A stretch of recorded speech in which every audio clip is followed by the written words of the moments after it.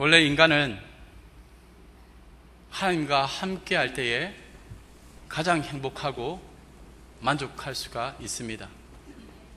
그런데 인간이 하나님을 떠나버린 사건 이후로, 그 죄를 지은 사건 이후로 인간은 결핍의 존재가 되었습니다. 하나님이 함께 할 때에 충만한 기쁨, 만족이 있었는데 하나님으로부터 분리되어져서 떨어져 버리니까 그 자리에는 빈 공간이 생긴 겁니다. 그래서 인생들은 목말라하고 배고파하고 괴로운 인생길을 걸어가게 되는 것입니다. 그 빈자리를 인간의 힘과 의지로 아무리 채우려고 해도 되지 않습니다. 어떤 사람은 물질로, 어떤 사람은 건강으로, 어떤 사람은 자녀로, 어떤 사람은 사랑하는 그 어떤 사람으로 이것저것 많이 집어넣어 보지만은 그것은 채워질 수 없는 빈 공간입니다. 오직 하나님 아니면은 되지가 않습니다. 인생길은 두 갈래 길입니다. 예수로 충만한 삶을 살아가든지 하나님으로 충만한 삶 살아가든지, 아니면은 자신의 부족함 속에서 계속 세상의 것을 집어넣으려고 하는 그 인생으로 끝까지 채우려고, 자신의 방법으로 채우려고 하는 그 인생길 걸어가든지, 이 두 갈래로 나누어집니다. 하나님과 함께하지 않는 그 자체가 악이 되는 것입니다. 하나님이 계시지 않는 그 부재의 상태, 그것이 바로 형벌입니다. 그리고 그것이 바로 고난입니다. 모든 인생들은 제약 가운데서 죽음의 자리에 서 있는데, 그곳에서 예수 그리스도를 통해 십자가의 그 구속을 받은 자들은 이제 그 공백의 시간들을 예수와 함께 채워가는 것입니다. 그런데 세상 사람들은 그렇지 못합니다. 세상에 문제 없는 사람 없고 이 고난 없는 사람 없어요. 다 고난의 인생길을 걸어가게 됩니다.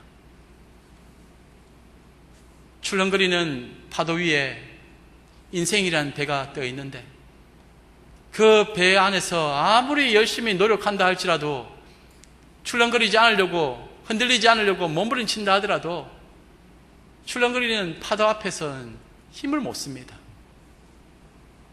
바람 한번 불면은 배는 뒤집어지고 그 자리를 맴돌다가 침몰하는 인생들이 얼마나 많습니까?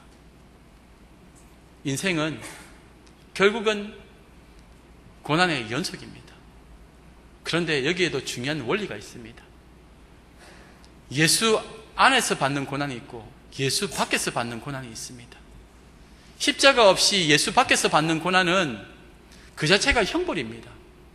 형벌, 저주 아래서 형벌을 받는 존재들이 그곳 안에서 괴로워하며 슬퍼하며 힘들어하는 그 자체가 이 고난의 인생길을 그대로 드러내고 있는 것 아니겠습니까? 그런데 예수 안에서 받는 십자가의 고난은 하나님의 뜻을 이루어가는 과정이고 연단의 과정이라는 것입니다. 믿음 생활하면서 받는 이 삶의 여정들, 그리고 그 안에서 일어나는 크고 작은 많은 고난의 사건들, 그것은 의미 없는 일이 아니라 하나님께서 이미 계획하신 그 뜻을 이루기 위한 과정인 것을 우리는 기억해야 합니다. 그래야 내게 주어지는 모든 상황을 믿음으로 받아들이고 좌절하지 아니하고 일어서게 되는 것입니다. 원래 의인은 고난이 많다고 했습니다. 그리고 의인은 7번 넘어지지만 하나님께서 다시 이렇게 세워주실 힘을 주신다고 약속하셨습니다. 고난 없는 인생 어디 있겠습니까? 그러나 하루를 살더라도 주님과 함께 동행하면서 받는 이 고난, 태산을 넘어 한국에 가더라도 빛 가운데로 걸어가도록 인도하시는 주님과 함께 걸어가니 그것이 형통의 삶이요 기쁨의 삶이 되는 것입니다.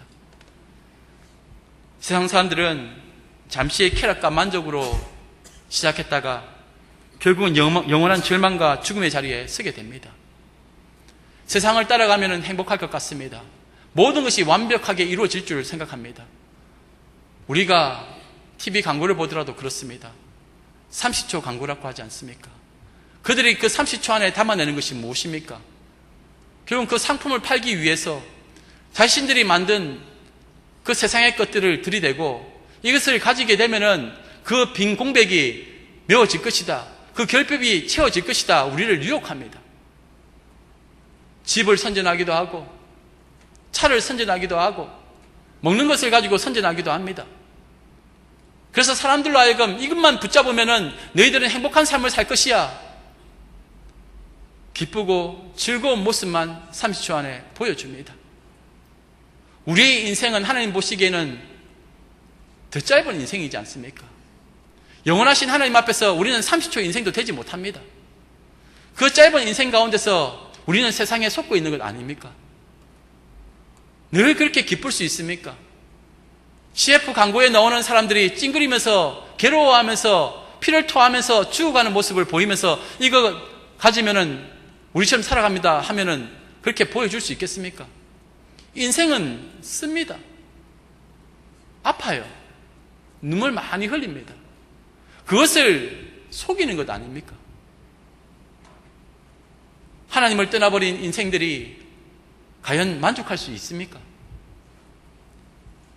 30초 광고도 그러한데 우리가 지금 평생을 살아가다가 속고 속이며 그렇게 죽어가고 있는 존재들은 아닌지 오늘 말씀을 통해서 깊이 고민하시기 바랍니다. 과연 십자가의 길이 무엇인가? 형통의 삶이 무엇인가? 이제 요셉은 보디발의 집에서 어느 정도 적응을 한 것 같습니다. 하나님이 함께 하심으로 말미암아 그를 통해서 그곳이 잘 되도록 형통케 하셨습니다. 요셉은 사람들의 일도 형통하게 하는 자가 되기도 했지만 아울러 한편으로는 하나님의 구원 사역을 위한 일에도 잘 준비되어져 가고 있었습니다. 그런데 어느 날 그에게 갑작스럽게 커다란 시험이 다가오고 맙니다. 요셉의 주인인 보디발의 아내가 요셉을 탐하고 유혹을 합니다. 여기서 요셉은 하나님 앞에서 죄를 짓지 않겠노라 다짐하며 코람데오 하나님 앞에서 선언하며 믿음으로 그것을 이겨냅니다.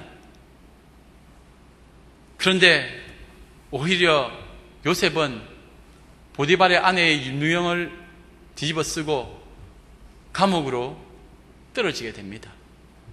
참으로 억울한 인생입니다. 하나님 앞에서 정말 잘해보려고 몸부림치고 더 열정을 다해서 달려갔는데 어떻게 결과는 감옥으로 떨어지는 인생입니까? 뇌로 잡혀와서 살아가는 것도 힘들어 죽겠는데 어떻게 하나님은 너무하신 것 아닙니까? 오늘 우리는 본문에서 이 요셉의 인생을 통해서 몇 가지 영적인 중요한 교훈을 얻게 됩니다. 첫 번째, 형통의 삶이란 치열한 영적 싸움의 과정 그 자체라는 것을 보여주고 있습니다. 19절 말씀입니다. 그의 주인이 자기 아내가 자기에게 이르기를 당신의 종이 내게 이같이 행하였다 하는 말을 듣고 심히 노한지라. 보디발은 그의 아내가 말하는 그대로 듣고 요셉을 감옥에 가둬버립니다. 참 비천한 종이었는데도 죽일 수 있음에도 불구하고 하나님은 요셉의 생명을 붙잡고 계십니다. 하나님은 이미 보디발과 그의 아내의 기질과 상황과 환경까지도 다 깨뜨려 보고 계셨습니다. 이 모든 인간의 부패함과 연약한 재성까지도 하나님께서는 다 알고 계셨고 그 모든 것을 다 사용하셔서 하나님의 뜻을 이루어 가시는데 오늘 이렇게 보여주신 것입니다. 인간이 죄를 지어도 인간이 부패해도 하나님의 뜻을 거스릴 수가 없습니다. 그런데 우리가 오늘 이 본문을 살펴보게 되면은 또 그동안 들어왔던 그 많은 설교들도 들어보면은 이 요셉의 도덕성과 의지에 대해서 굉장히 존경하고 그와 같은 삶을 살아가기를 다짐하기도 합니다. 참 우리에게 도전이 되는 말이 되기도 합니다. 그래, 그렇지. 어떠한 유혹이 오더라도, 어떠한 시험이 오더라도 우리는 요셉처럼 하나님 앞에서 믿음을 지키고 가야 되지 않느냐라고 우리는 그렇게 생각해 왔고 그렇게 설교를 들었습니다. 맞습니다. 그런데 여러분들에게 질문을 던지겠습니다. 만약 요셉이 보디발의 아내의 유혹에 넘어가서 관계를 가지고 죄를 저질렀다면 하나님의 구속의 사역은 무너질 것인가? 하나님의 뜻은 사라지는 것인가? 아니라는 것입니다. 하나님은 다윗이나 유다처럼 성경의 인물들이 죄를 지었지만은 하나님은 그 허물과 죄를 넘어서서 그 은혜로 품으시고 하나님께서 계획하신 일을 만들어 가신 분입니다. 다윗을 보십시오. 그는 블레셋의 골리앗을 물맷돌로 쓰러뜨린 사람입니다. 하나님 앞에서 믿음으로 나아가서 싸워서 승리를 하였습니다. 그런데 그것이 인간의 실존인가? 실존적인 모습 그대로 보여주고 있는 것인가? 아니라는 겁니다. 때로는 승리하기도 하지만은 나중에 바세바 사건을 통해서 인생의 연약함을 그대로 보여주고 있지 않습니까? 언제든지 얼마든지 넘어질 수 있고 다칠 수 있고 죄를 지을 수 있는 연약한 인생인 것을 보여주고 있는 것 아닙니까? 아브라함도 자신의 아내를 팔아버렸습니다. 이삭도 야곱도 마찬가지입니다. 유다는 어땠습니까? 심지어 자신의 며느리와 관계를 가지지 않았습니까? 고멜 사건을 보면서 우리는 무엇을 느낍니까? 인간의 그 패역함을 한번 보십시오. 인간이 선할 수 있다면 얼마나 선하겠습니까? 하나님께서는 그 인간의 선함까지도 얼마든지 깨뜨릴 수 있는 분이시고 그 실존적인 모습, 깨어진 존재가 바로 우리라는 것을 알려주고 계신 겁니다. 성경에 나오는 이 인물들의 이야기가 영웅의 이야기입니까? 아닙니다. 그것은 실패한 인간들의 모습을 드러내고 있는 것입니다. 오늘도 우리는 죄를 짓지 않습니까? 날마다 죄를 짓지 않습니까? 얼마든지 우리는 죄를 짓습니다. 그런데 왜 요셉은 죄를 짓지 않고 그렇게 승리할 수 있었나? 하나님이 특별한 보호하심과 은혜 속에서 요셉을 끌고 가신 겁니다. 왜냐? 요셉은 예수 그리스도를 예표하는 상징적인 인물입니다. 그가 지금 억울한 누명을 뒤집어 쓰고 감옥에 들어간 것은 마치 예수님이 억울한 누명을 뒤집어 쓰고 자신의 죄도 아니고 잘못도 아닌데 인류의 모든 죄를 짊어지고 십자가에 달려 죽으신 사건을 보여주고 있는 것입니다. 죄 없으신 예수님이 십자가에 달려 죽으신 그 사건을 드러내고 있는데 우리가 살아가면서 과연 몇 번 승리하였습니까? 얼마나 많이 실패하지 않았습니까? 오늘도 여전히 우리는 죄를 짓고 괴로워합니다. 하나님, 내가 죄를 짓지 않겠습니다. 다시는 죄를 짓지 않겠습니다. 하지만은 들어왔으면 또 우리는 죄를 짓지 않습니까? 그리고 하나님께 나아가서 염치 불구하고 천부의 의지 없어서 손들고 옵니다.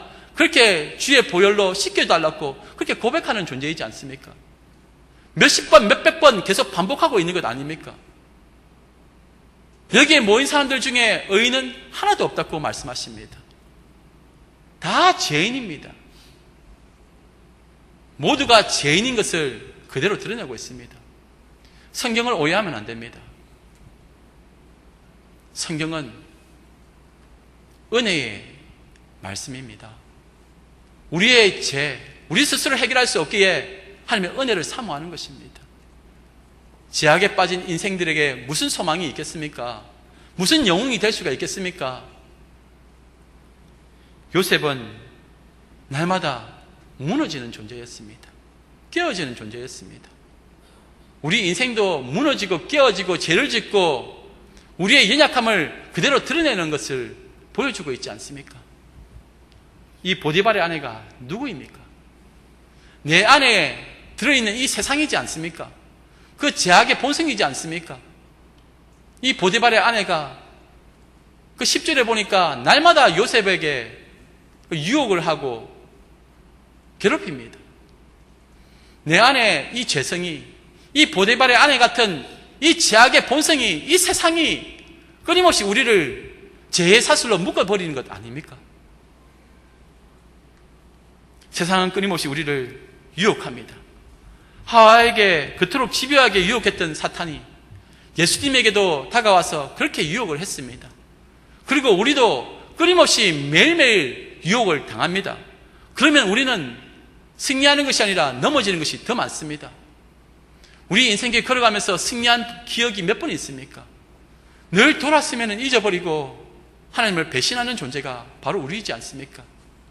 성경은 우리의 죄악을 그대로 드러내고 있는 것입니다. 그러니 하나님의 은혜밖에 없다는 겁니다. 연약한 어린아기가 넘어지고 아파하고 괴로워하고 울고 떼쓰고 실수하고 잘못하는 것 다 알고 있지 않습니까? 하나님이 우리를 예수 그리스도로 인해 구원을 받게 한 이후에 우리가 온전한 삶, 100% 완벽한 삶을 살 것이라 그렇게 기대했겠습니까? 아닙니다.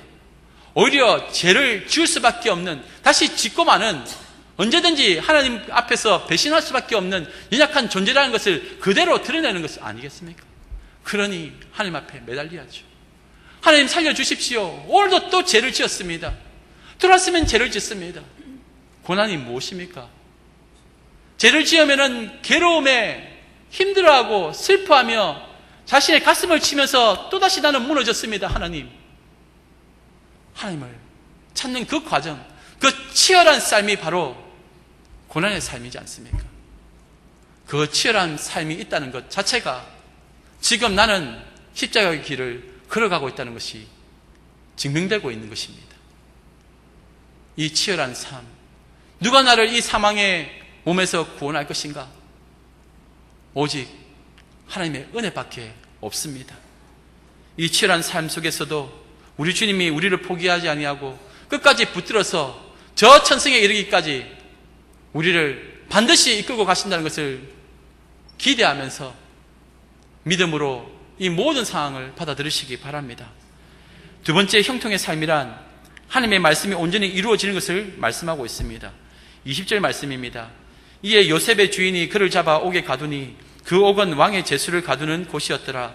요셉이 옥에 갇혔으나, 어떻게 보면 요셉의 삶 속에서 일어나는 이 크고 작은 일들은 다 개별적인 아무 연관성이 없는 일들의 연속인 것처럼 보여집니다. 사람이 계획하고 작정하고 그 안에서 최선의 선택을 했더니 이런 결과치가 나왔다. 이건 철저히 인본주의적인 생각입니다. 하나님은 우리를 뱃속에서부터 이미 계획하고 계셨고, 그리고 이 모든 구속의 과정까지 인도해 주시는 분이십니다. 온 인류에 대한 계획도 가지고 계십니다. 그런데 우리는 우리의 인생을 해석할 수가 없습니다. 왜 내게 이러한 일이 일어났는가? 여전히 우리는 그 사건이 의문일 때가 많습니다. 내 인생에 내가 도무지 이해할 수 없는 그 일들 왜 일어났는가? 그냥 우리는 그냥 믿음으로 다 내게 좋게 하시려고 하나님께서 선하게 하시려고 하신 것 아니냐? 어렴풋이 그렇게 생각하지만은 정확한 해석은 이 세상 살아가면서 결국은 풀어낼 수 없을 때가 더 많을 것입니다. 인생은 모자이크 같고 퍼즐 같습니다. 지금 일어나고 있는 크고 작은 일들을 내가 어떻게 해석한단 말입니까? 다른 사람의 일도 나의 일도 우리는 해석할 수가 없습니다. 그런데 하나님의 말씀은 이 모든 것이 합력하여 선을 이루는 하나님의 뜻하신 바가 있다는 것을 우리에게 알려주고 계십니다. 인간이 실패하고 실수하는 것과는 상관없이 하나님은 그러한 인간들의 모든 행위에 영향을 받지 아니하시고 하나님은 그 계획을 이루어 가시는 분이십니다. 시편 106편 16절에서 19절 말씀입니다. 그가 또 그 땅에 기근이 들게 하사 그들이 의지하고 있는 양식을 다 끊으셨도다. 그가 한 사람을 앞서 보내셨으며 요셉이 종으로 팔렸도다. 그의 발은 착고를 차고 그의 몸은 쇠사슬에 매였으니 그건 여호와의 말씀이 응할 때까지라. 그의 말씀이 그를 단련하였도다. 은 20에 애굽에 팔려간 요셉, 그리고 종살이를 하면서 보냈던 시간들, 그리고 하나님 앞에서 온전함을 다하기 위해 몸부림쳤는데 오히려 감옥까지 내려갔던 그 사건, 그리고 나중에 총리가 되고 그 이후에 자신의 고향에서 야곱과 그의 형제들이, 가족들이 오게 되고 그곳에서 고센 땅에서 민족을 이루게 하신 하나님, 그리고 그 나중에는 마지막에 예수 그리스도가 오심으로 말미암아 인류 구원의 계획이 성취되어지는 이 모든 것까지 하나의 파편적인 사건으로 끝나는 것이 아니라 하나님의 뜻하신 바가 있어서 하나님께서 만들어 가신 과정인 것을 우리는 볼 수 있어야 됩니다. 우리가 우리의 인생을 아름답게 만들어갈 수 있습니까? 그것은 결핍된 인생들, 특별히 저 세상에 살아가는 사람들이 그렇게 만든 겁니다. 내 인생은 나의 것 하면서 자신이 아름답게 그 성을 쌓고 아름답게 뭔가를 만들어 가려고 하지만은 믿음의 사람은 하나님과 동행하는 삶을 살아가는 사람들입니다. 내 힘으로 뭔가를 만들어가는 것 아닙니다. 잘 돌아보십시오. 지금까지 내가 오게 된 가정에 그 연결고리가 우연히 되어진 것 같습니까? 아니라는 겁니다. 하필이면 그때에 그때마다 하나님께서 인도하시고 이끄셔서 지금 오게 하신 것 아닙니까? 지금 우리는 그러한 인생을 살아가고 있습니다. 이 모든 것이 요셉처럼 때로는 착고를 차고 그의 몸은 쇠사슬에 매이는 상황까지, 그리고 마지막에 하나님의 말씀이 이루어질 때까지 그 감옥에 머물러 있어야 된다는 겁니다. 그래야 나중에 총리의 자리에 올라갈 수 있게 되는 것입니다. 그런데 우리는 이 모든 과정에 대해서 잘 알지 못하니까 늘 괴로워하고 슬퍼하며 내일에 대해서 염려하는 것입니다. 오늘 말씀에 보니까 여기에 그의 말씀이 그를 단련하였도다라고 되어 있습니다. 우리를 단련하셔서 결국은 정금같이 순금같이 나오게 하시는 하나님의 계획이 있음을 우리는 기억해야 합니다. 우리 스스로가 이렇게 저렇게 짜집게 한다고 해서 우리의 모자이크된 인생, 파편적인 인생들을 아름답게 만들 수도 없습니다. 하나님께서 필요하시니 그 자리에 두신 겁니다. 이 요셉의 모습을 보십시오. 요셉이 형들에 의해서 팔려갔을 때에 그 노예 생활을 하게 됩니다. 사실은 누가 잘못한 겁니까? 형들이 죄악을 저질렀지 않았습니까? 그러면 형들이 노예 생활을 해야죠. 보디발의 아내가 지금 거짓말하고 누명을 뒤집어 씌우지 않습니까? 근데 감옥은 누가 갑니까? 요셉이 가지 않습니까? 원래 그 감옥의 자리는 보디발의 아내가 들어가서 고난을 당해야 됩니다. 그런데 요셉이 당했습니다. 예수님의 삶이 바로 그러한 대속의 삶이었다는 겁니다. 대신 값을 치르는 삶이었습니다. 예수님의 잘못으로 십자가에 달려 죽으신 것이 아니라 우리의 죄악으로 인해서 예수님이 십자가에 달려 죽으셨습니다. 흠없는 어린 양이 되셔서 모진 고통 다 당하시고 십자가에 달려 죽으셨습니다. 예수님의 죄가 아니라 우리의 죄 때문에 십자가에 달려 죽으셨습니다. 대속의 사건입니다. 우리의 삶은 우리가 지금 해석하려고 하면 안 됩니다. 무엇을 가지고 해석할 수 있단 말입니까?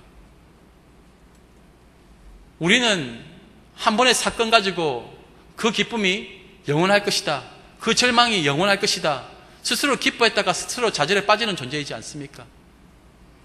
아주 좋은 고급 승용차를 선물 받았는데 너무나 좋아합니다. 그런데 그 차를 아들이 타고 나갔다가 큰 교통사고를 당하게 됩니다. 세상에서 우리가 영원할 것이라고 생각했던 그 기쁨도 오히려 그 기쁨이 고통이 되는 때가 얼마나 많습니까? 추석 잘 보내셨습니까? 추석은 좋은 날이지 않습니까? 명제절이지 않습니까? 가족들이 함께 모여서 함께 사랑을 나누고 또 기쁨을 나누는 그 좋은 시간이지 않습니까? 그런데 그 기쁨의 시간이 영원합니까? 자녀들 떠나보내는 어머니의 마음은 어떠했습니까? 만남은 기쁨이지만 떠나보내면 슬픔이지 않습니까? 아쉬움이 남지요. 오히려 그 추석이 없었으면 더 좋을 뻔한 사람들도 있지 않습니까?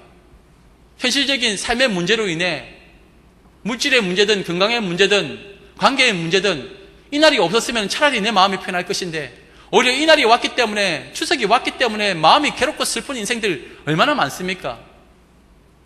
그것이 바로 다 연약한 인생들의 모습이라는 것입니다. 세상에는 기쁨도 없고 만족도 없습니다.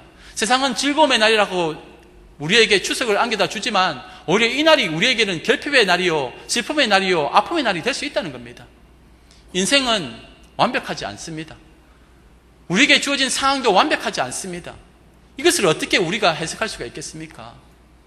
내 아이에게 아무리 좋은 것을 지어준다 하더라도 그것이 영원토록 이 아이에게 좋은 것이 될 수 있겠습니까? 우리가 이미 그 쓴물을, 그 쓴 잔을 마시고 여기까지 온 것 아닙니까?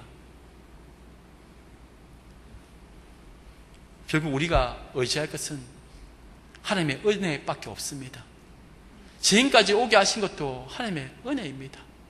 그저 하루하루 이렇게 살아오고 버텨가는 이 가정, 치열한 삶의 자리에서 하나님의 말씀이 이루어질 때까지 때로는 착고에 차여서, 때로는 쇠사슬에 매여서, 때로는 종살이하며, 때로는 재수로 감옥 같은 이 어둡고 캄캄한 곳에서 언제까지 이어질지 모르는 그 상황 속에서 버티고 그렇게 가는 인생. 우리에게 소망은 세상이 아니라 하나님 그 자체임을 기억해야 되겠습니다. 엉망진창 같고 무가치하게 여겨지며 지금 내 삶의 파편들, 아픔들, 이 쓴 고통의 시간들이 어떤 의미 있는지, 여전히 나는 이 자리에 웃으며 앉아있지만 평온하게 있는 것 같지만은 내 자신 스스로도 이 파편들을 조합할 수도 없다는 것을 인정하고 이 모든 인생의 주관자 되시는 하나님께 모든 것을 맡기시기 바랍니다. 하나님께서 하나님의 뜻하신 바를 반드시 이루어가심을 기억하시기 바랍니다. 마지막으로 형통이란 더 어려운 삶의 문제를 순종하며 받아들이는 것입니다. 23절 말씀입니다. 간수장은 그의 손에 맡긴 것을 무엇이든지 살펴보지 아니하였으니 이는 여호와께서 요셉과 함께 하심이라. 여호와께서 그를 범사에 형통하게 하셨더라. 요셉은 지금 억울하게 감옥에 들어갔습니다. 그렇게 고자질 잘하던 요셉이 침묵합니다. 아무 말도 하지 않습니다. 어떤 억울함에 대해서 호소하거나 도망치려는 모습이 보이지 않습니다. 그 누구에게도 고자질하지 않습니다. 하나님은 그를 전인격적으로 다듬어 가십니다. 아예 입 밖에 그 억울함을 드러내지 못하도록 하나님께서 그 입을 막으셨습니다. 인간 스스로 바뀌는 것이 아니라 하나님께서 그를 다듬어 가신 것입니다. 상식적으로 납득하지 못하는 것이 바로 이것 아닙니까? 하나님 앞에서 더 열심히 기도하고 더 열심히 예배드리고 더 온전한 모습을 했는데 나는 더 아파지고 괴로워하며 지금보다 더 안 좋은 상황으로 감옥 같은 곳으로 떨어지는 것 아닌가? 그런 분들 여기에 많이 계시지 않습니까? 그럼 나는 어떻게 하면 되는가? 어떻게 하면 저 총리의 자리에 올라갈 수 있는가? 우리는 요셉의 이야기를 다 알고 있기 때문에 그래, 이 시간 조금 참으면은 하나님께서 이제 요셉을 총리의 자리에 올려놓을 거야. 아무리 억울한 일 당한다 하더라도, 아무리 슬픔 많은 인생을 산다 하더라도, 또 형들에게 그렇게 팔려가는 그런 연약한 존재라 할지라도 하나님이 때가 되면 다 갚아주시고 복수하시고 하나님께서 그 자리에 세우신다? 이거 말씀하시는 겁니까? 우리는 그렇게 생각하죠. 뭐 그것도 맞는 말씀이지만 그런데 더 중요한 원리가 있습니다. 총리의 자리에 올라갔다는 것은 예수 그리스도의 부활로 인해 완전한 승리, 영원한 구속의 자리, 그것을 이루셨다는 것을 보여주신 것입니다. 예수님이 성취하셨다는 겁니다. 요셉이 총리의 자리에 올라갔다는 것은 그 기근의 때에 죽음의 자리에 있는 자신의 형제들과 아버지 야곱을 고센 땅으로 인도해 내게 되고 그리고 그곳에서 민족을 이룰 수 있게 되었다는 것입니다. 과정이란 겁니다. 우리에게 있어서도 마찬가지입니다. 우리의 승리는 무엇입니까? 우리의 승리는 부활입니다. 부활의 삶입니다. 주님과 함께하는 삶입니다. 날마다 죽지만 그 가운데서 주께서 나와 함께 하심으로 부활의 삶을 살아가는 것, 그것이 승리입니다. 이것이 결국은 이렇게 질문을 던져보면 어떻습니까? 만약에 우리가 이 감옥 같은 이곳에 빠져 있는데 하나님 살려주십시오. 어떻게 이럴 수 있습니까? 빨리 구원해 주십시오.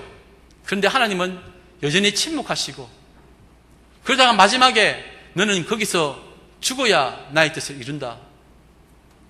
그렇게 말씀하신다면 여러분 어떠하시겠습니까?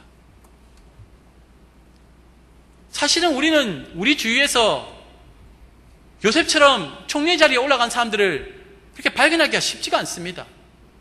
그 사람들의 믿음이 대단하고 정말 그들의 은혜가 우리에게 주신 은혜보다 더 크기 때문에 그 자리에 있는 것입니까? 절대 아닙니다. 하나님께서 인생을 그 위치에 두고 또 이 인생을 이 위치에 두고 하는 것은 하나님께서 계획하신 바를 이루기 위한 과정이지 누구에게 더 많은 은혜를 주셔서 누구에게는 더 복을 주셔서 그 자리에 세운 것 아니라는 겁니다. 성경은 그런 것 아닙니다. 복음이 무엇입니까? 예수 그리스도로 살아가는 사람 아닙니까? 만약에 그것이 맞다면 우리는 너무나 억울한 삶을 살아가고 있습니다. 공로주의가 그래서 무서운 것입니다. 우리가 열심히 기도하고 열심히 뭔가를 하면은 우리는 저 높은 곳에 올라갈 수 있다 생각하는 그것이 착각이란 겁니다.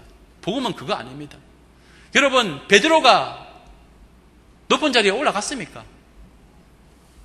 사도 바울이 마지막에 영광의 임금의 자리에 올라갔습니까? 요한이 어땠습니까? 밤모섬에 갇혀서 마지막에는 그곳에서 죽지 않습니까? 우리가 생각했던 대로라면 베드로나 요한이나 그 많은 믿음의 선진들이 그 높은 자리에서 영광받으면서 세상 속에서 누리고 살아야 되는 것 아닙니까? 그런데 우리의 삶도 보니까 그렇습니다. 만약에 세상 가운데 우리가 고통받고 힘들었기 때문에 이제 보상받겠다는 그런 생각 속에서 우리가 정말 하나님께서 그렇게 하신다면 정말 억울한 인생 살아가는 분들 얼마나 많습니까? 우리의 어머니, 우리의 할머니 기도 많이 하셨습니다. 그 영성과 그 깊이는 따라갈 수가 없습니다. 그런 분들 얼마나 많습니까? 우리 권사님, 지사님, 믿음의 어머니들 얼마나 열심히 믿음 생활을 하셨습니까? 예배 얼마나 열심히 드렸습니까? 그런데 그분들 병상에서 아파하며 괴로워하며 신음하다가 돌아가셨습니다. 그리고 그 간절한 꿈, 정말 마지막에 교회에 와서 예배 드리겠다는 그 간절한 꿈도 절망 가운데서 이루지 못하고 그냥 떠나신 분들 얼마나 많습니까? 결국은 하나님의 뜻하신 바대로 되어져가는 인생이 가장 행복한 인생입니다. 때로는 그것이 감옥이 될 수도 있습니다. 북한에 있는 동포들이 믿음의 자녀들이 얼마나 많이 기도하겠습니까? 그런데 마지막에 순교하면서 죽는 것, 그 자리를 두려워하고 싫어했던 사람들도 있었겠죠.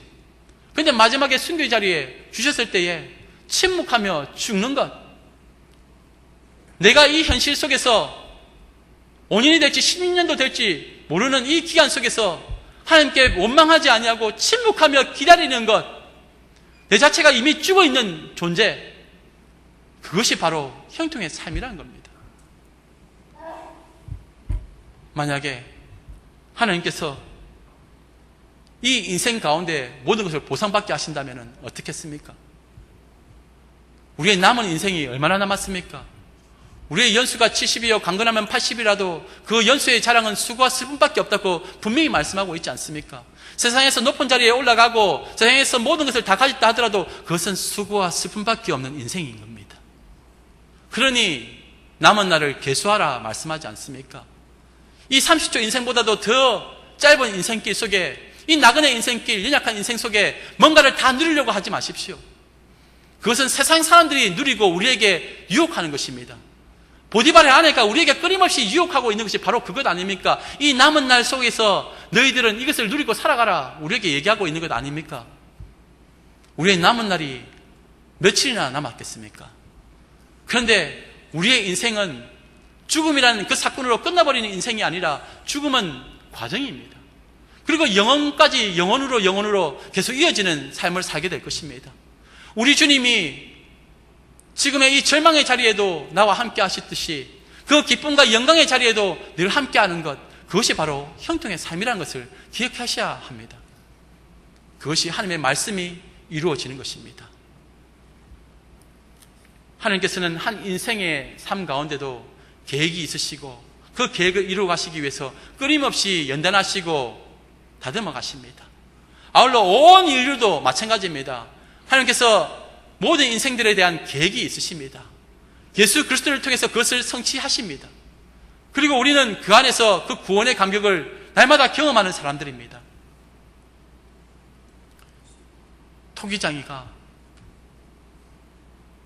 어디서 진흙을 가져와가지고는 그것을 문지르고 때리고 다듬어 갑니다. 진흙의 입장에서는 너무나 아픕니다. 짓누르고 두드리고 때려가면서 자신이 원하지 않는 어떤 다른 모습으로 만들어가고 있는데 그것이 못내 마음에 들지 않는 것입니다. 자신은 지금 그냥 진흙으로 살아가면 좋겠다고 생각했는데 이 주인이, 이 토기장이가 어디선가 그 진흙을 가지고 와가지고는 막 데려갑니다. 그리고는 자신이 원하지도 않는 어떤 모습을 만들게 합니다. 내가 원하는 모습은 이런 형태의 이런 모습이 아닌데 그런데 토기장이는 잘 되었구나. 하나하나 빚어가면서 그걸 다듬었다가 이제는 거기서 끝난 줄 알았는데 커다란 가마 안에 집어넣습니다. 아니 이제 자유할 줄 알았는데 이 어둡고 캄캄한 곳에 왜 나를 집어넣는가? 주인님 정말 억울합니다. 왜 나를 이곳에 집어넣습니까? 그런데 주인은 아무 말 하지 않습니다. 그리고 이렇게 말합니다. 잘 되었구나. 그리고는 불을 뗍니다. 불을 떼니 이 진흙의 입장에서는 괴롭습니다. 해도 너무하신 것 아니냐. 이제 나를 태워 죽이려고 하는구나. 어떻게 나를 이렇게 힘들게 할 수가 있냐. 나는 분명히 우리 주인에게서 버림받은 존재야. 하나님은 침묵하십니다. 우리를 그와 같이 빚어가십니다.